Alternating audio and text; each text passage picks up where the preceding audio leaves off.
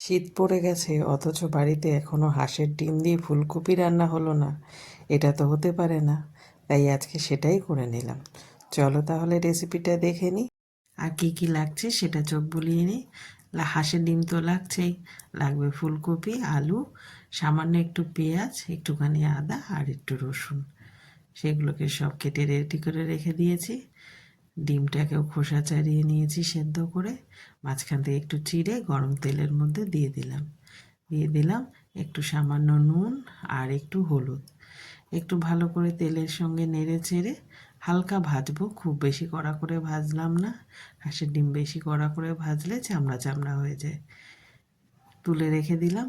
ওই তেলের মধ্যে দিয়ে দিলাম আলু, সেগুলোকে একটু লাল লাল করে ভেজে তুলে রেখে দিলাম। দিয়ে দিলাম ফুলকপি, সেগুলোকেও হালকা লাল লাল করে ভেজে তুলে রেখে দিলাম। এবারে ওই তেলের মধ্যেই দিয়ে দিলাম সামান্য একটু সাদা জিরে ফোড়ন, আর যে পেঁয়াজ, আদা, রসুন, টমেটো, কাঁচা লঙ্কা পেস্ট করে রেখে দিয়েছিলাম সেটাকে দিয়ে দিলাম। পেঁয়াজ রসুনের কাঁচা গন্ধটা চলে গেলেই ওর মধ্যে দিয়ে দিলাম রোজকার মশলা, যেমন নুন, হলুদ, সামান্য একটু জিরে গুঁড়ো আর লঙ্কার গুঁড়ো দিয়ে খুব ভালো করে কষিয়ে নিলাম যতক্ষণ না তেল ছাড়ছে। মশলা থেকে তেল ছেড়ে গেলেই আলু আর ডিমটা দিয়ে দিলাম, সেটাকেও খুব ভালো করে মশলার সাথে কষিয়ে নিলাম।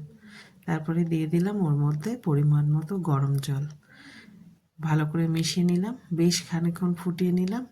এখন দেখে নিলাম আলুটা আর ফুলকপিটা সেদ্ধ হয়েছে কিনা। সব কিছু খুব ভালোভাবে সেদ্ধ হয়ে গেছে। নামানোর আগে একটু গরম মশলা দিয়ে নামিয়ে নিলাম। ব্যাস, গরম গরম ভাতের সঙ্গে সার্ভ করে দিলাম। তৈরি হয়ে গেল হাঁসের ডিম দিয়ে ফুলকপির তরকারি। দারুণ লাগে খেতে। শীতের দুপুরে গরম গরম ভাত আর হাঁসের ডিম হলে আর কিচ্ছু লাগে না। তাহলে বন্ধুরা, আমার রেসিপিটা কেমন লাগলো জানিও। ভালো লাগলে একটা লাইক করে দিও। আর হ্যাঁ, আমার চ্যানেলটাকে সাবস্ক্রাইব করতে ভুলো না কিন্তু। তোমাদের সঙ্গে আমার আবার দেখা হবে অন্য কোনো ভিডিওতে।